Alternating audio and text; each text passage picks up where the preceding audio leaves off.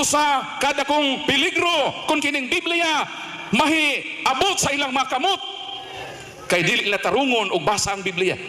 Bisag dili mao ang gipasabot sa Biblia, ilang hatagan sa ilang kaugalingon nga pagsabot nga dili ang itudlo sa Biblia. Pagkapeligro kung kining Biblia mahipadpad sa ilang makamot kay ang mga santos ila namang akusahan nga Dios-Dios. Aduna sila'y mga igdulungog, apan dili sila makadungog. Kinsa man kini sila, ibalik lang sa bersikulo 4 ang mga Dios-Dios nga sa lapig bulawan.